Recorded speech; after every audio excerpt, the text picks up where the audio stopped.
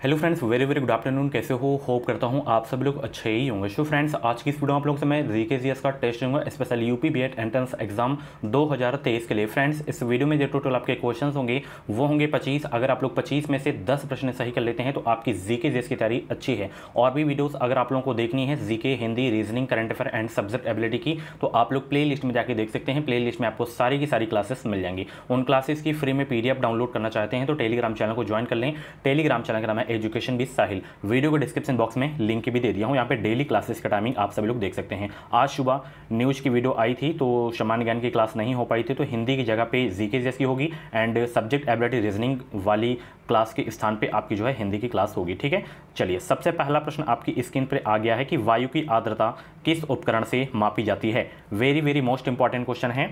हर question से important fact भी आपको बताऊंगा। वायु की आर्द्रता किस उपकरण से मापी जाती है? तो ये मापी जाती है हाइग्रोमीटर से। ठीक है, तो जितने भी लोग यहाँ पे पहला का बी जवाब दिए उनका आंसर बिल्कुल सही हो जाएगा। ठीक है, यहाँ पे हाइड्रोमीटर लिखा हुआ है, बैरोमीटर लिखा हुआ है एंड सीस्मोमीटर लिखा हुआ है। तो देखिए, हाइड्रोमीटर से क्या मापा जाता है? हाइड्रोमीटर से जो है द्रवों की आर्द्रता मापी जाती है। क्या मापी जाती है? द्रवों की आर्द्रता। ठीक है, सीस्मोमीटर से भूकंप की तीव्रता, बैरोमीटर से वायुमंडलीय दाब मापा जाता है। और भी कुछ उपकरण हैं जैसे फेदोमीटर। फेदोमीटर का प्रयोग जो है समुद्र की गहराई में प्रयोग करने के लिए किया जाता है। स्पिग्नोमेनोमीटर ये रक्तदाब के लिए प्रयोग किया जाता है एंड लैक्टोमीटर दूध की शुद्धता के लिए जो है प्रयोग किया जाता है। तो कुछ ऐसे उपकरण हैं, इनको याद रखना है आपको। ठीक है, चलिए गैम्बिट शब्द का जो है किसे से संबंध है? गैम्बिट शब्द का, सभी को गुड आफ्टरनून, वीडियो को लाइक शेयर कर दो।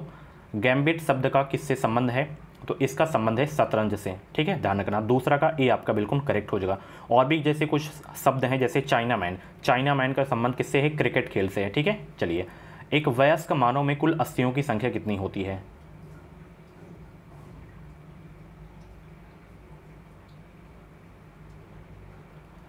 बताएंगे सब लोग। एक वयस्क मानव में कुल अस्थियों की संख्या कितनी होती है? 206 होती है। ठीक है, अगर एग्जाम में पूछे कि मानव में सबसे लंबी हड्डी कहाँ पाई जाती है, तो फीवर में। और सबसे छोटी हड्डी पाई जाती है कहाँ पे?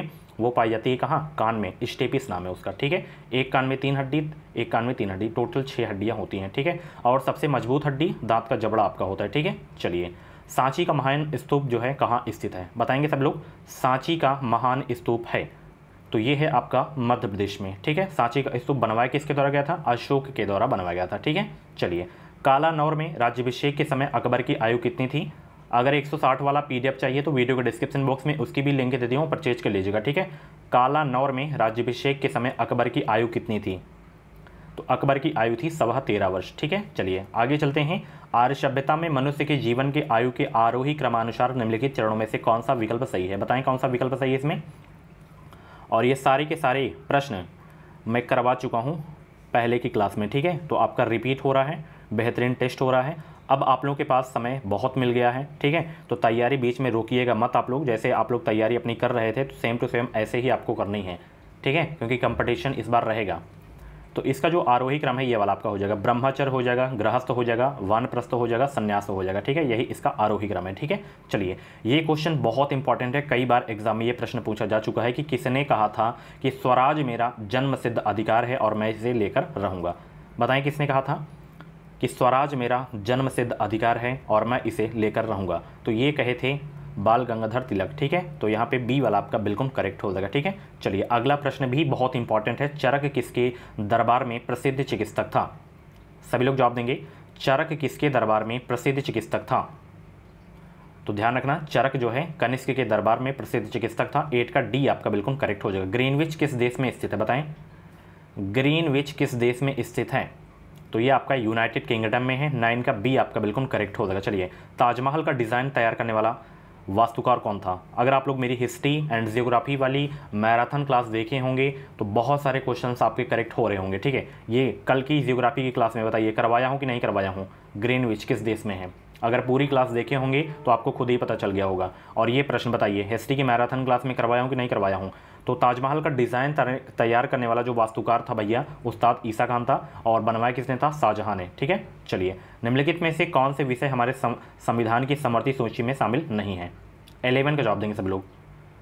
ये शामिल है, ये शामिल है, ये शामिल है, ये आपका नहीं शामिल है। शेयर बाजार और भावी बाजार। ठीक है, यानी कि फ्यूचर बाजार। बी आपका बिल्कुल करेक्ट हो जाएगा।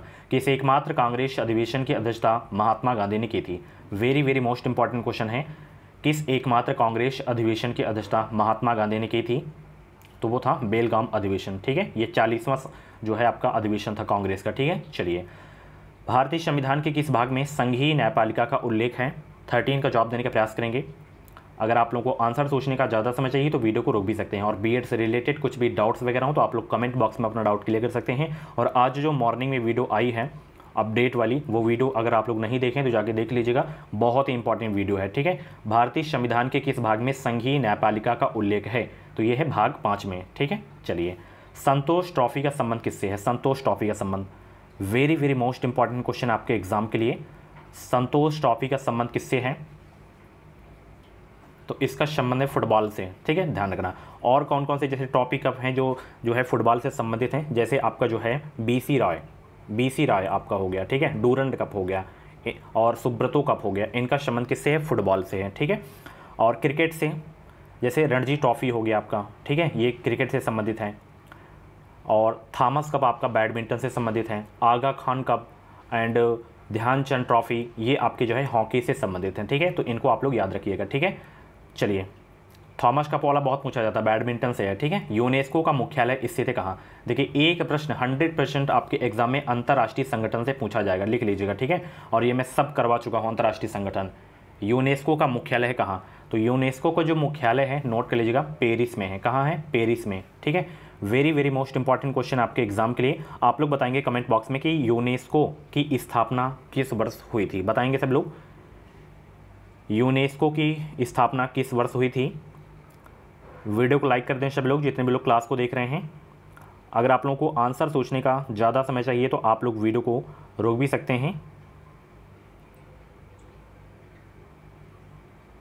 बाकी क्लासेस आपको प्ले लिस्ट में मिलेंगी।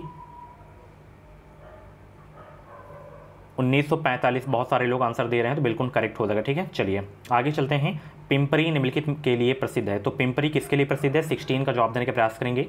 पिंपरी किसके लिए प्रसिद्ध है? तो ये पेंसिलिन फैक्ट्री के लिए जो है फेमस है, ध्यान रखना। टोर्नेडो निम्नलिखित से मेल खाता है। किससे मेल खाता है? टोर्नेडो।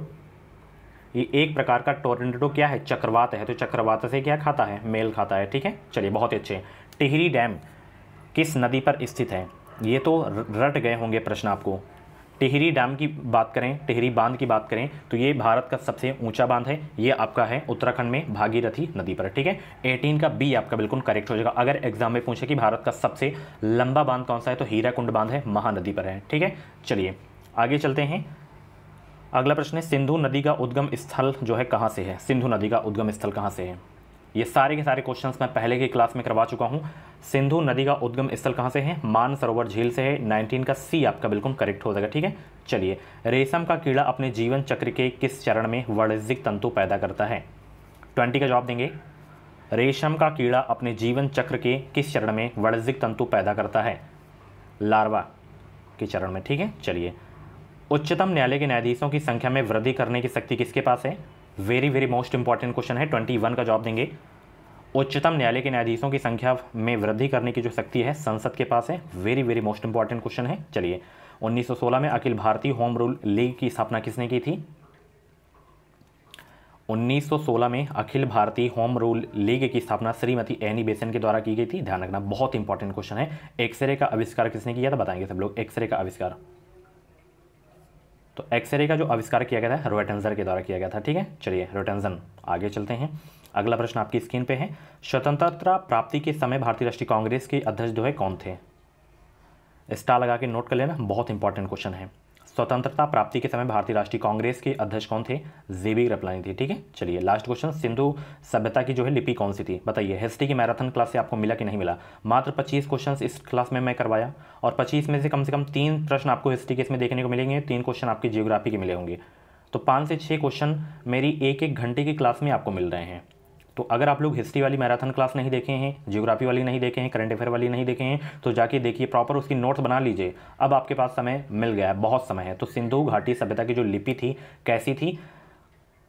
अज्ञात थी, यानी कि अभी तक पढ़ी ही नहीं जा सकी है। ठीक है। तो 25 का सी आपका बिल्कुल करेक्ट हो जाएगा, ठीक है। सो फ्रेंड्स, ये थी आज की छोटी सी जीके जेएस की वीडियो। कैसी लगी वीडियो कमेंट बॉक्स में अपना फीडबैक जरूर देना, और ऐसी ही डेली वीडियोस देखने के लिए आप लोग हमारे चैनल एजुकेशन भी साहिल यूट्यूब चैनल को सब्सक्राइब कर लें। जो भी यूपी बीएड एंट्रेंस एग्जाम की अपडेट है वो अपडेट आपको सबसे पहले हमारे चैनल के माध्यम से ही देखने को मिलेगी। क्रैश कोर्स नहीं परचेज किए हैं तो परचेज कर लीजिएगा, ठीक है। बहुत ही हेल्पफुल क्रैश कोर्स है, मात्र 160 रुपये में आप लोग अपने बीएड एंट्रेंस एग्जाम की तैयारी हमारे पीडीएफ से कर सकते हैं। तो वीडियो को डिस्क्रिप्शन बॉक्स में लिंक है, परचेज कर लीजिएगा। 25% में से जितने भी क्वेश्चन आपके करेक्ट हुए हैं कमेंट बॉक्स में नाम स्कोर अपना जरूर देगा। चलिए मिलते हैं अगली वीडियो में। Thank you so much.